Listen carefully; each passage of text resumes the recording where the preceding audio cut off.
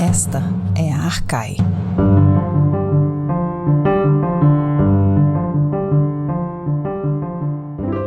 Olá, ouvintes, bem-vindas e bem-vindos a mais um episódio do podcast Arcai.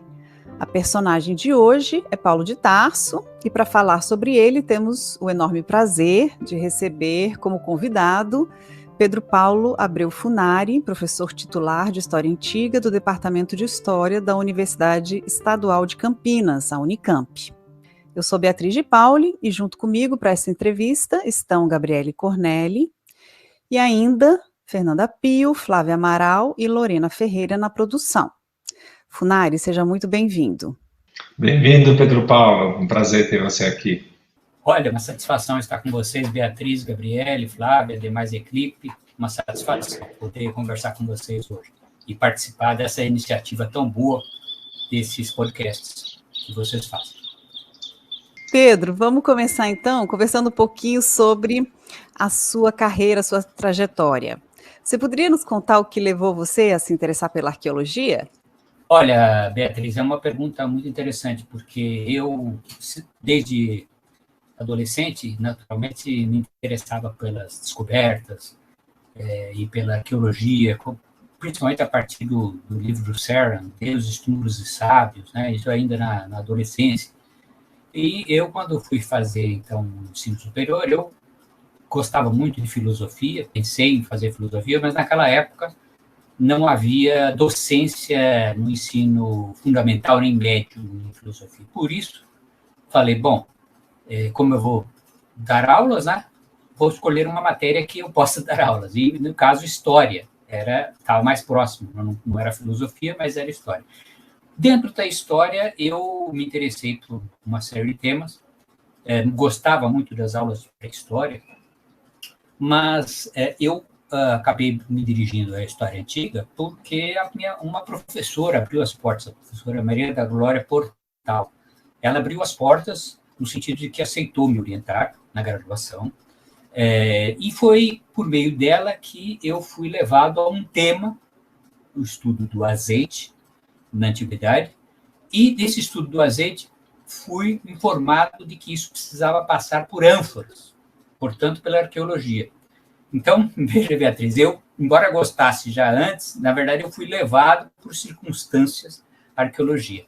E a partir daí, naturalmente, a partir dessa entrada, já no final da graduação, início do mestrado, em ânforas e em arqueologia romana, eu fui, então, a partir daí, fazendo trabalho de campo e comecei a me desenvolver, digamos, também na arqueologia. História antiga, mas na arqueologia com destaque, porque eu gostei, achei que realmente o meu tema, que era as ânforas, só podia ser feito com novidade a partir da arqueologia.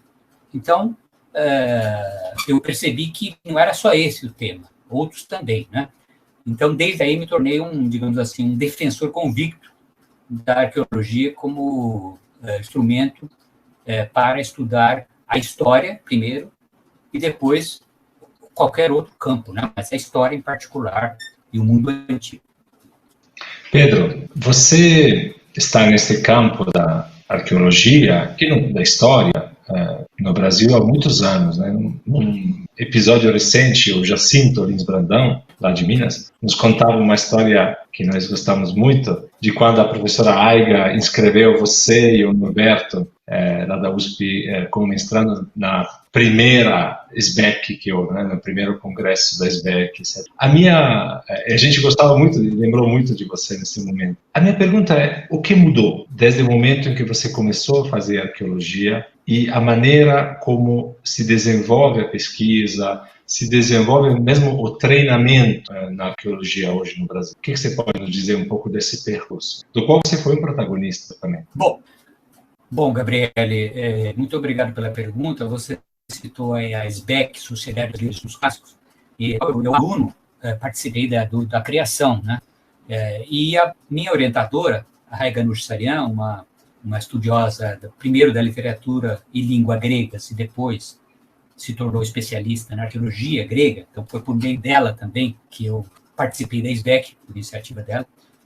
Eu, primeiro, vejo o seguinte, que naquela ocasião, 85, a arqueologia clássica no Brasil, ela era bastante ainda pouco conhecida dos estudos clássicos, latim, grego e história antiga, digamos assim, filosofia antiga.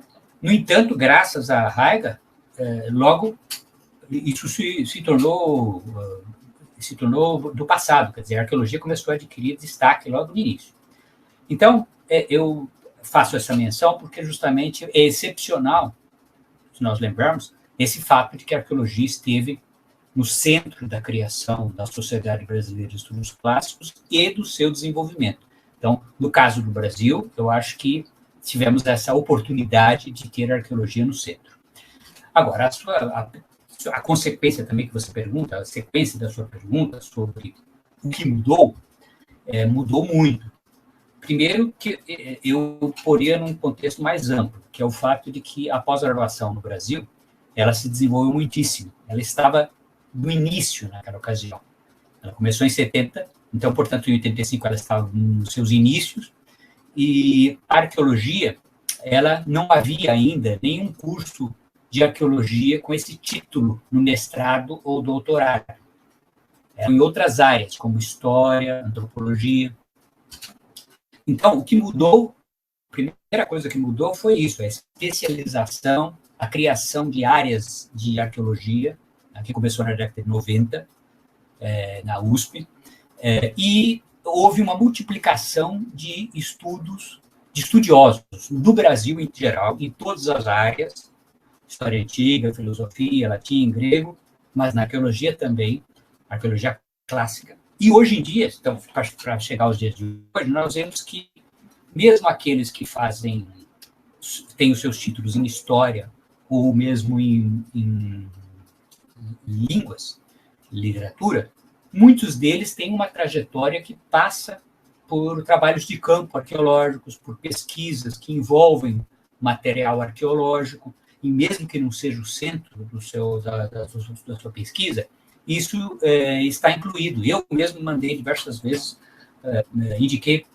alunos que hoje são professores da área de latim, por exemplo, a fazerem escavações. Então, isso significa que houve uma ampliação muito grande da arqueologia, não só como uma área específica, mas também como uma área que interessa a todos os que estudam a antiguidade. Acho que isso é muito interessante, porque poucos serão os especialistas em moedas, ou em ânforas, ou em o que quer que seja, mas muitos terão a cabeça mais aberta, fazendo trabalhos de campo, conhecendo a variedade que é a evidência provinda da cultura material, o dia a dia, quer dizer, é muito diferente de ler-se o Cícero só, né, o Cícero e tentar ver contexto, e outra coisa é visitar os lugares, conhecer que tipo de cultura material, como é que as pessoas andavam, se locomoviam, etc. Quer dizer, então, isso dá uma riqueza, digamos, antropológica, eu diria, para o pesquisador e para o aluno, né, hoje em dia, para o aluno, aquele que está se iniciando, muito grande. Então, independente da pessoa seguir uma carreira, não, eu vou ser arqueólogo, vou fazer escavações, ela se beneficia muito. E a educação, né? Porque no final, quando você dá um livro para crianças, a cultura material está sempre presente. Aqueduto, põe lá um aqueduto. Então, o aqueduto dá uma visão, ou então a terma, é um outro exemplo, assim, ou então a latrina, que é mais chocante ainda, quer dizer, como é que as pessoas faziam as necessidades. Quer dizer, então, eu acho que isso dá uma concretude muito grande, que atinge o público todo. Eu acho que esse foi uma mudança. Então, tanto especialização muito maior do que naquela época, muito mais gente trabalhando, mas também um reconhecimento maior de todo mundo que a cultura material pode ser importante, mesmo que de maneira paralela, que não seja o seu objeto central. Excelente, Funari. E pensando nessa questão da área, da importância da arqueologia, que relação você estabeleceu no seu percurso acadêmico entre as áreas da história, da arqueologia e os estudos da religião? Bom, essa pergunta, Beatriz, ela é interessante, mas eu, de início, confesso que não fui muito pelo lado da religiosidade nas minhas pesquisas. Isso primeiro porque, como estudioso da antiguidade, eu fui indicado pelas minhas orientadoras a fazer os idiomas. Então, veja, aí já é um grande, né, fazer latim, grego, hebraico, bom, isso é uma coisa que ocupa muito tempo, investigação. Depois também o aspecto antropológico, né, fiz também, o meu curso foi de mestrado, foi em antropologia social. Bom, então, isso é um lado, digamos, empírico, né, assim, das minhas circunstâncias. Mas também os meus objetos, como, por exemplo, as ânforas, que estão bem distantes, digamos, da religiosidade em si. Porém, conforme, mesmo na década de 80 ainda, quando eu comecei a estudar os grafites como parte do meu aprendizado da escrita cursiva latina, eu me deparei com a religiosidade em Pompeia e publiquei já uma série de coisas e comecei a refletir. Porque ali você tinha deuses, mas tinha também descrença, você tinha críticas. Então, não era o meu objeto central, mas eu comecei a refletir sobre isso. E depois, graças, em parte, a SBEC, também fui levado a isso, porque a SBEC sempre teve o tema da religiosidade, com outros nomes, né? Por exemplo, mitologia, mito, drama. Então, se o evento era sobre mito, então eu tinha que falar alguma coisa que fosse, senão eu não podia participar. Então, veja, esses são exemplos empíricos de adaptação. Isso é bom no Brasil, essa necessidade de adaptação às circunstâncias, né? Então, tenho que falar sobre religião, eu tenho que estudar alguma coisa. Então, eu fui sendo levado à religiosidade por essas circunstâncias. E depois, com o passar do tempo, surgiram muitas demandas nesse sentido. Eu, por exemplo, organizei muito tempo depois disso um livro chamado As Religiões que o Mundo Esqueceu. Então, a ideia é justamente mostrar como diferentes povos, em diferentes momentos, pensaram essa espiritualidade. Bom, então, eu acho que a resposta à sua questão, Beatriz, é um pouco a demanda da sociedade. Veja, uma demanda da sociedade, né? E são diversos momentos aí que estão demandando isso. Bom, e a segunda, chegando já ao cristianismo, eu sempre li muito, uma família muito religiosa, católica, então e por gosto também, que eu lia, porque se for seguir a tradição católica normal, não se abre a Bíblia, né? Então, assim, eu fui atrás, me parecia interessante, né? Achava interessante, um pouco como, fazendo uma paráfrase do Santo Agostinho, né? Vendo as loucuras que lá estavam escritas, perguntar que sentido fazia aquilo, né? Um pouco assim, como a descoberta do Santo Agostinho, né? Então, um pouco assim, eu me interessava. Mas, aí, instado por colegas como Gabriele Cornelli e outros das ciências da religião, é que eu fui levado digamos, aos estudos sobre religião judaica antiga e cristianismo primitivo, porque muitos colegas atuavam nisso. O Paulo Nogueira também, que naquela ocasião estava também na Metodista, hoje está na PUC, e que trata do tema Apocalipse. Né? Então, assim foi, demandas, né? Vamos trazer um professor importante do estrangeiro, se eu gostaria de participar. Então, sim, olha, vamos participar, eu vou ler, eu leio, gosto, né? Mas, novamente, as circunstâncias, Beatriz, me levando a se envolver com religiosidade. E eu diria que, em outros casos, da minha trajetória, também, outros temas, muitos, hein, foram bem casuais. Mas, de qualquer maneira, no que se refere à religiosidade, eu mesmo fui me admirando pela importância que isso é dada pelas pessoas, pela sociedade, né? Em qualquer circunstância, no passado e hoje. Então, eu diria que, assim como nos outros casos, eu fui levado pelas circunstâncias. Muito obrigado, Pedro Paulo. Interessantíssimo verificarmos assim, sempre nesse podcast, como que as coisas mais importantes vão acontecendo na vida de um pesquisador, mesmo de um professor, um pouco por acaso, né? Sempre correndo atrás. Você mencionava, e já vamos falar da nossa personagem que tem tudo a ver com isso, né?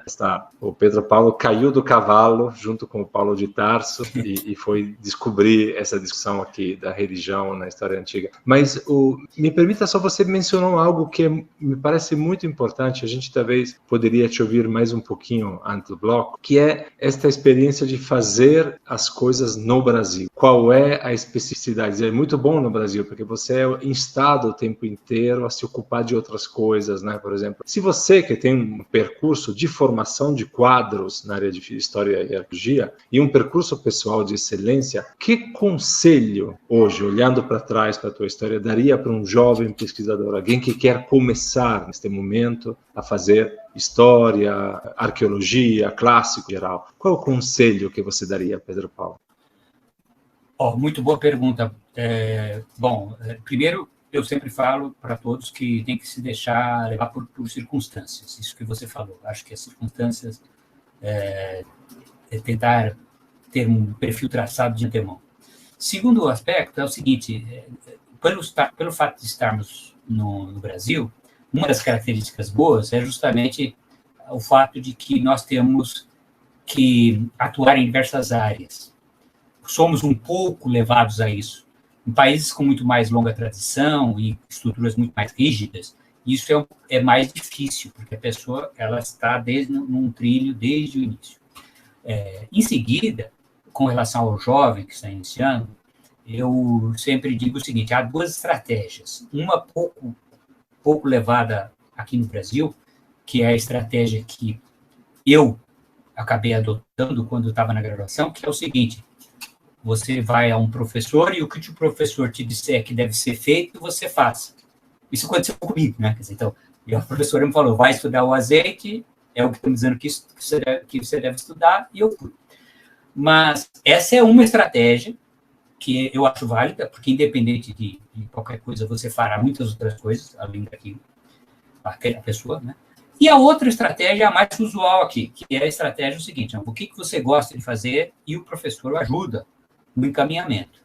Eu acho que isso tem um problema inevitável, que é que o orientador nunca é um super especialista no estudo do que o aluno quer, porque o aluno, por exemplo, agora mesmo eu tenho uma menina estudando Stonehenge, por exemplo. Então, só para dar um exemplo, né? Então, significa que não, tem esse problema, mas tem o outro lado, que é o fato de que você mostra o caminho para chegar com quem que vai, o que vai fazer, etc., e vai se pesquisar esse assunto. Então, eu acho que esse é o primeiro conselho, deixar o aluno escolher aquilo que ele gosta, paixão. Ele só fará aquilo que ele adora. Segundo, porque dá muito trabalho, né? Por isso que ele tem que adorar. Segundo não se deixe levar pelos infortúnios do momento. Por exemplo, então, nós temos um mundo que vai acabar até o ano 2100, por causa da mudança climática, vai acabar até 2022, por causa do golpe, e assim vai. Quer dizer, você tem um monte de coisas que são fantasmas, né? Que as pessoas têm, naturalmente. Então, não se deixar, né, levar por isso, porque o mundo vai continuar, né? E a pessoa tem o mundo pela frente. Então, eu digo isso porque foi assim comigo também. Eu estava durante uma ditadura e eu me lembro que eu brincava comigo mesmo, né? Falava assim que do Geisel, na época do Geisel, eu pensava no Terceiro Reich, né? Que vai durar 1000 anos o Terceiro Reich. E eu falava, aqui eles vão conseguir durar 1000 anos. Era a impressão que o jovem tinha, né? Isso vai continuar por 1000 anos. Nada indicaria que ia mudar. Então, não me deixei, não parei de estudar por causa disso. Então, é a mesma coisa hoje. Eu acho que isso é importantíssimo no momento que nós vivemos, por esses conflitos, por essas guerras culturais. Né? Guerras culturais, eu acho que são terríveis, né? Porque é talvez até pior do que a ditadura, digamos assim, porque a ditadura você tem, assim, o lado contrário. Todo mundo sabe que aquilo tem problemas, né? Agora, quando você tem um bando de gente apoiando o fascismo, tá, né, é diferente. Ali, no caso, era mais sutil, porque era força bruta. Né? Quando é força bruta, é mais fácil de ver. Né? Então, o que eu quero dizer é o seguinte, são esses os conselhos, Gabriele, eu acho que eu digo isso. Escolha o que você adora e persevere, que vai chegar a algum lugar. Excelentes conselhos, Funari. Com certeza, muitos gostarão de ouvir, serão úteis para muitos. Funari, vamos fazer agora um breve intervalo e voltamos para falar da nossa personagem, Paulo de Tarso.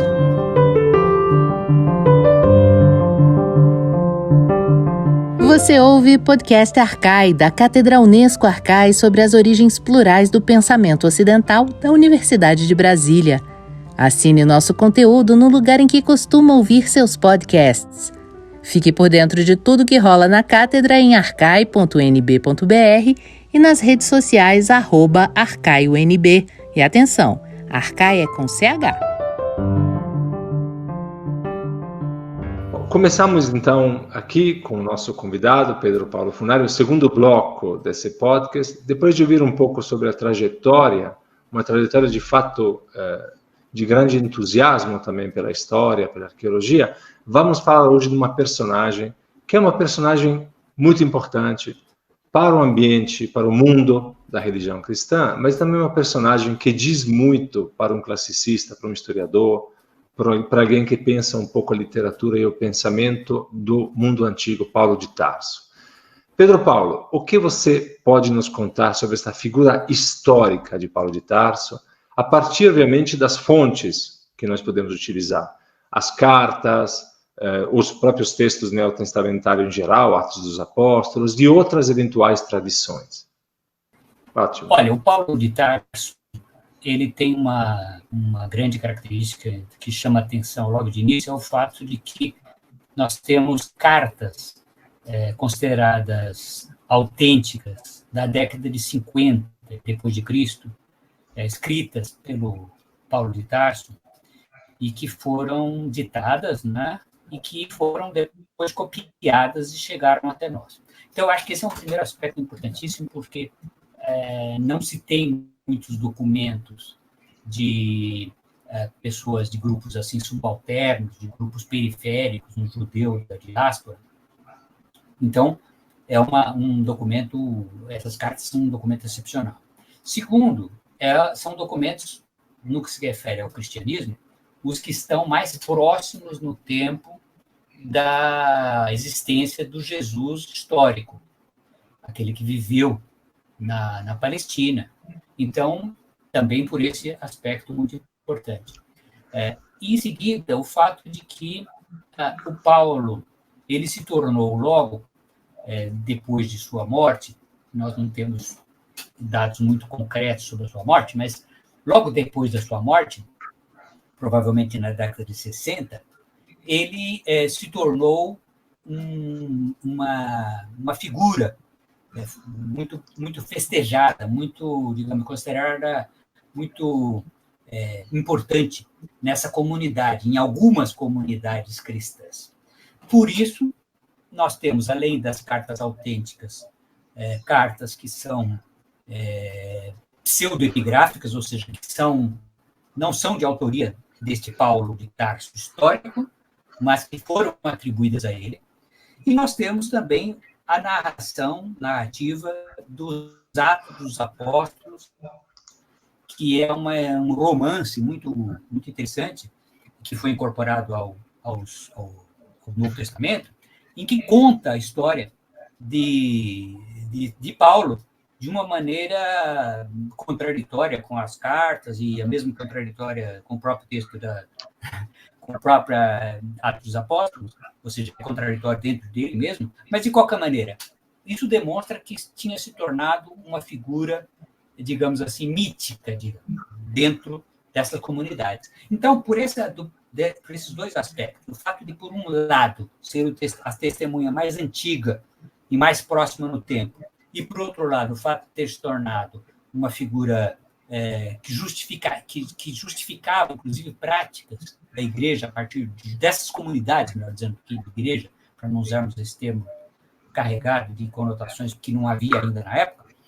Então, o fato é que essas comunidades tomaram esse personagem, que é o personagem que está lá nos Atos dos Apóstolos, como justificativa para uma certa organização dessas comunidades. Então, algumas das suas características, que nós poderíamos chamar de desestabilizadoras, foram logo domesticadas e foram tornadas a favor de um certo tipo de interpretação mais hierarquizada. Então, eu acho que esses dois aspectos são fundamentais para que ele se torne assim, tão atrativo. E sem contar, lógico, que como ele foi transformado num personagem desse romance, o Atos dos Apóstolos, e, portanto, ele é o herói desse Atos dos Apóstolos.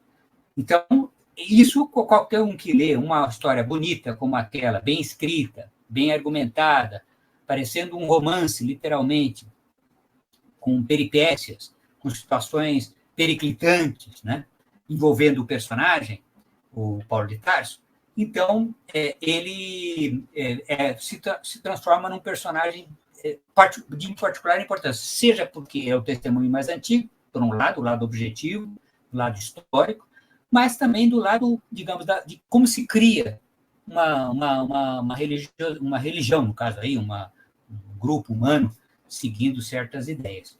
Então, isso, e também, terceiro, já que são tantas características, a outra é o fato, justamente, da sua pregação para os gentios, para os não circuncidados. Isso é importante também, porque, embora a ideia de que ele tenha sido o inventor desta não circuncisão, da abertura para os não circuncidados, hoje em dia se considera que isso não é bem assim, mas não muda que ele é muito importante também, não só por ter sido grande propagador disso, como principalmente pela apropriação na antiguidade e depois na posteridade, Idade Média e Moderna, ao ser transformado naquele que justificaria, inclusive, o antissemitismo, porque se no fundo ele pode ser lido, foi lido em chave antissemita, em chave antijudaica. Então, veja, isso tudo faz com que seja um personagem importantíssimo. Funari, e pensando na questão do contexto desse personagem, Paulo de Tarso viveu no contexto histórico da paz romana. Qual é a facilidade de contatos que esse momento proporciona e a importância disso como objeto de investigação da arqueologia? O que você teria a nos dizer sobre isso? Olha, Beatriz, muito importante essa questão da paz romana, porque normalmente quando pensamos em cristianismo primitivo, esses primeiros aí de Jesus até o século IV com Constantino, nós temos a ideia popular de que os cristãos eram perseguidos e que, portanto, eram os inimigos.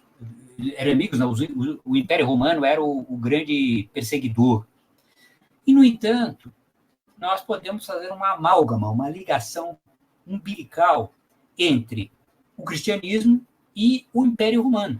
Porque foi a paz romana que, justamente quando Jesus de Nazaré nasceu, num momento de paz recém-estabelecida pelo imperador Augusto, que permitiu que a pregação deste taumaturgo, desse milagreiro, que foi Jesus de Nazaré, ele fez com que, ao ser crucificado, não vamos entrar nesses detalhes, o fato é que esse grupo humano de seus seguidores, ele se expandiu logo de início em direção a outros grupos da região.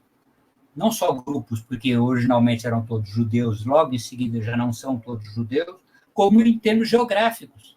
Na diáspora judaica, como é o caso do próprio Paulo de Tarso, mas também mais além do que a diáspora judaica. De tal maneira que não fosse a paz, não haveria cristianismo, podemos dizer isso.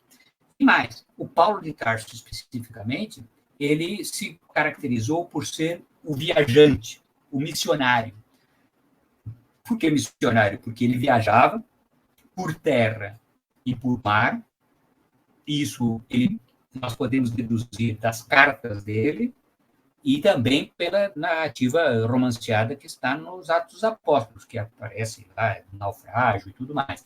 De qualquer maneira, só seria possível essa mobilidade num contexto de paz e conexão. As pessoas viviam em paz, as cidades estavam em paz entre si, o comércio era intenso, a navegação era intensa, a possibilidade de transporte também, e assim por diante. Então, uma certa prosperidade, não só nas classes altas, mas principalmente nas classes médias, digamos, se nós formos usar esse conceito de classe, que é anacrônico, mas, em suma, de pessoas que tinham condições de produzir reflexão e tal, de tal maneira que é esse contexto de paz que permitiu não só o Paulo de Tarso, não só o cristianismo inicial, mas que favoreceu muito a expansão das primeiras décadas, dos primeiros 200 anos, digamos assim, do cristianismo. Nós veremos que logo em seguida nós vamos ter em Lyon, por exemplo, na França. Então, Beatriz, dizendo isso, que é a paz que permite o cristianismo. Muito obrigado, Pedro Paulo, por esse desenho assim, da relação profunda entre essa figura e a história romana da época. Todas as personagens, e não vejo porque o Paulo não tenha também isso, elas carregam também diversas contradições, né? Contradições que podem ter a ver um pouco com a maneira como a vida dessa personagem é contada, portanto, contradições na literatura, de certa maneira, você apontou já algumas delas, mas talvez até contradições da própria personagem histórica. Um exemplo é esta polêmica da metanoia, dessa mudança de ideia que teria tido essa figura de Paulo.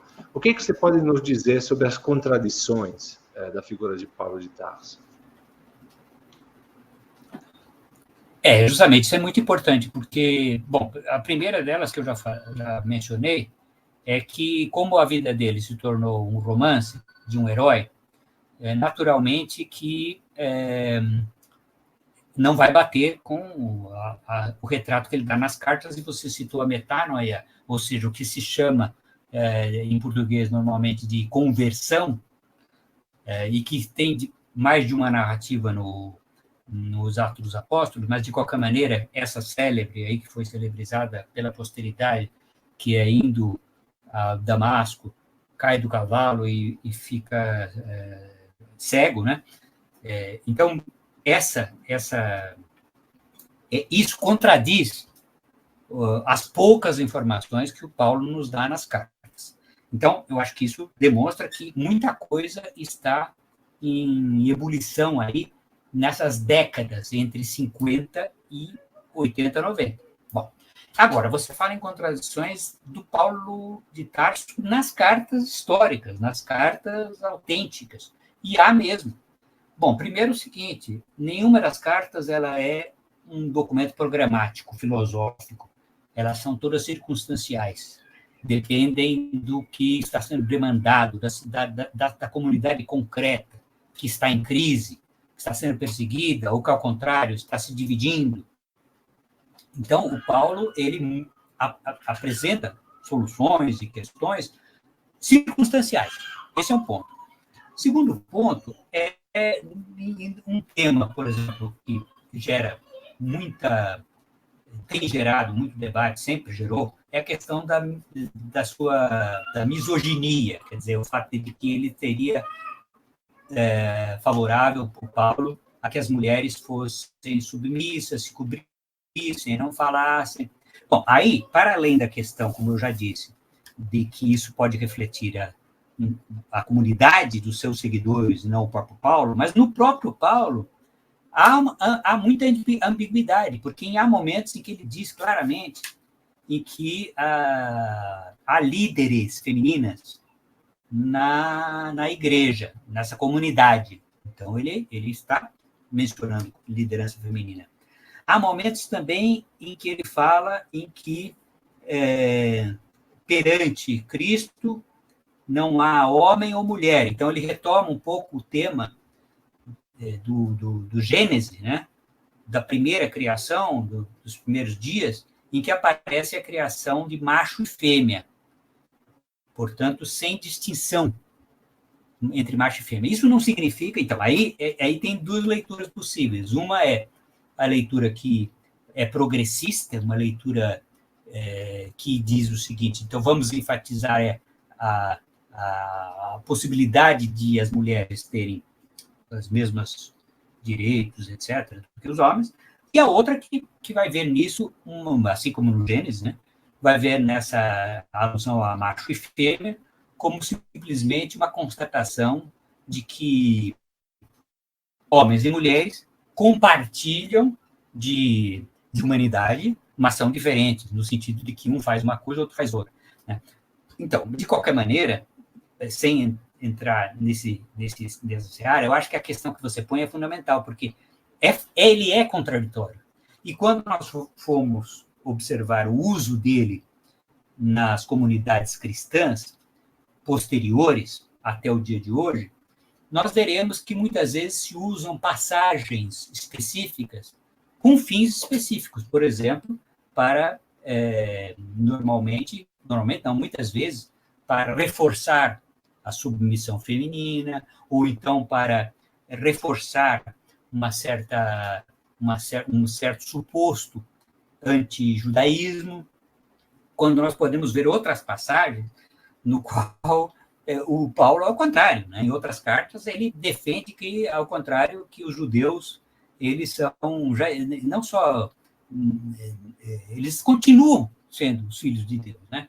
Então, eu acho que ele realmente, seguramente nas suas cartas, mostra essa variedade de pontos de vista que provavelmente refletem a sua própria formação e circunstâncias, principalmente circunstâncias. Ante as circunstâncias concretas, ele reagia de maneira... Ele era uma pessoa de tática, mais do que de estratégia. Então,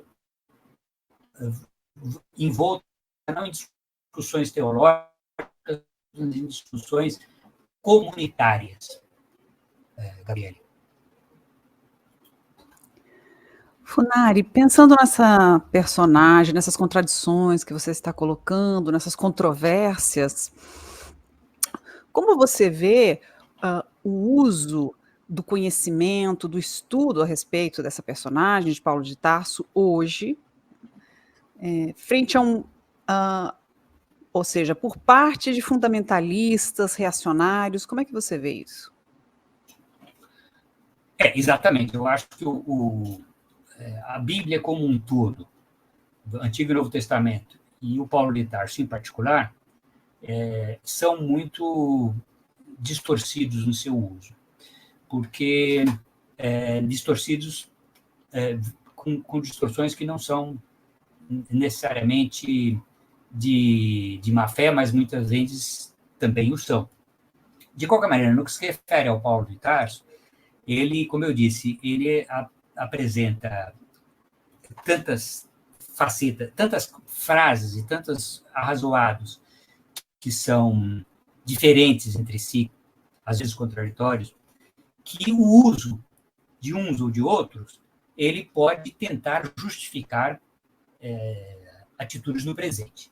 Como é um exemplo que nós podemos dar, o exemplo de se utilizar uma citação de Paulo, justificando que a mulher deve obedecer o seu marido.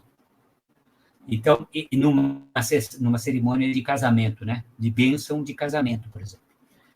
Então, quer dizer, mistura-se uma citação digamos assim, meio fora de contexto, mas precisamente para reforçar a submissão da mulher na hora do casamento. Esse é um exemplo que eu estou dando. Eu acho que isso é muito perigoso, porque justamente transforma uma religiosidade que pode ser tão libertadora, qualquer das religiosidades, Islã, cristã, judaica ou budista, pode ser libertadora e opressora, porque significa que utiliza-se aquilo para fins de ódio e de destruição, e não de convívio. Então, no caso, quando se diz que a mulher deve obedecer, significa que você está se incentivando, eu digo ódio, porque no fundo um manda, o outro obedece.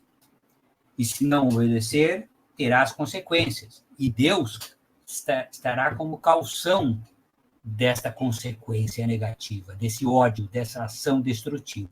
Então, veja, por isso que eu acho tão importante que quaisquer dessas tradições religiosas sejam sempre vistas à luz da ideia de convivência e de respeito ao outro. Quer dizer, o objetivo é que se conviva. O objetivo, bom, é a vida, né? A convivência é o resultado, primeiro, de vida. Primeiro precisa viver e depois, em seguida, junto, conviver, viver com. Enquanto que no mundo, muitos fundamentalistas, no caso aqui no Brasil, principalmente cristãos, né, utilizam-se da religiosidade, da religião e das suas práticas para fins destrutivos. Então, a pessoa que não segue aquele preceito, ela deve ser excluída, associada ao demônio, por exemplo, e, portanto, quando é associada ao demônio, pode-se sancionar a destruição, porque se é um demônio. Então, eu acho que, respondendo a sua pergunta, Beatriz, isso é fundamental. E aí eu volto menciono aqui o Santo Agostinho, no passagem do IV para o V século, quando justamente observou que a Bíblia ela não pode ser vista de maneira literal. Ela, ao contrário, ela está para ser interpretada. Aquilo que está escrito ali não é literal, é interpretado. E, do meu ponto de vista, do ponto de vista de muitos outros, interpretada no sentido de valorizar a vida, e não a destruição. Isso eu acho tanto mais importante quanto é o que enfrentamos o desafio hoje, no presente momento, não só no Brasil, como no mundo. Beatriz? Perfeito, Funari, muito importante isso, com certeza. Infelizmente, nosso tempo é curto e chegamos ao final do nosso episódio. Agradecendo mais uma vez, muitíssimo obrigada, Funari, pela sua participação. E até a próxima. Olha, muito obrigado. Eu que queria agradecer e dar os parabéns para vocês pela iniciativa e dizer que estarei na torcida organizada desse podcast. Muito bem, muito obrigado. Obrigado, Pedro Paulo. Excelente.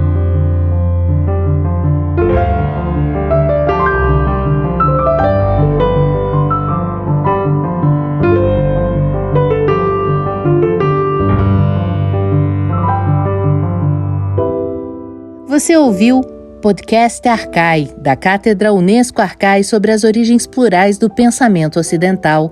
Produção: Arthur Sobreira, Beatriz De Pauli, Fernanda Pio, Flávia Amaral e Gabriele Cornelli.